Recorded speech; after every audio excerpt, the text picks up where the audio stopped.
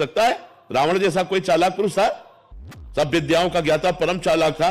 कालनेमित से बढ़कर कोई चालाक था? पूरी संजीवनी बूटी जैसी ही द्रोणागिरी में हर औषधि को कर दिया और साधु बनकर बैठ गया। हनुमान जी ने मार डाला, राम जी ने रावण को मार डाला, रहा न को कुल रोवन यारा। चालाक पुरुष सफल कैसे हो सकता है? नहीं, सीधा सरल पुरुष कष्ट पा सकता है, पर सफल सीधा सरल सच्चाई पर चलने वाला हो। जैसे धर्मराज युधिष्ठिर बिल्कुल सीधे थे, यहां तक इतने सीधे थे कि युद्ध क्षेत्र में कल कौन सी रणनीति है वो जाके दुर्योधन सीधे पूछ लेता था। भ्राताश्री कल कौन सा चक्रव्यूह रचना है, तो वो बता देते थे। इसीलिए भगवान दो बैठक करते थे, एक युधिष्ठिर के साथ और एक युधिष्ठिर से अलग। युधिष्ठिर के साथ जो बैठक की वो चक्रव्यूह रचना ही नहीं होगी, क्योंकि वो दुर्योधन को पता हो। इतने सरल थे कि वो आके पूछ लेते, वो पूरी बात बता देते थे। तो आप देखो विनाश किसका हुआ? चतुर चालाक, जिसके साथ शकुनी, दुशासन, कर्ण, दुर्योधन के साथ इतने चालाक, चालाकी की हद थे ये लोग।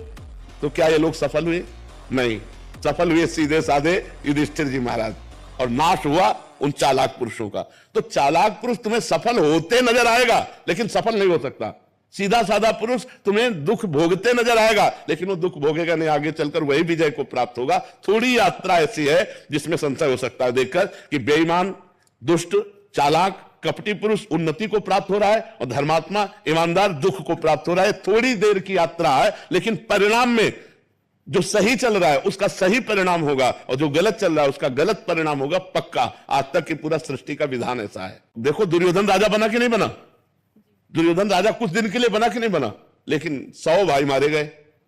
असली में राजा हस्तिनापुर के महाराज युधिष्ठिर ही बने। थोड़ी देर के लिए वो पद, वो दिखाई दे सकता है कि वो बेईमानी, चालाकी करके, फ्रॉड करके पद को प्राप्त कर ले, ऐसा हो सकता है, मान सकते हैं। उसका पुण्य उसको साथ दे सकता है, लेकिन परिणाम, जो जीवन का परिणाम है, वो ये पद नहीं है।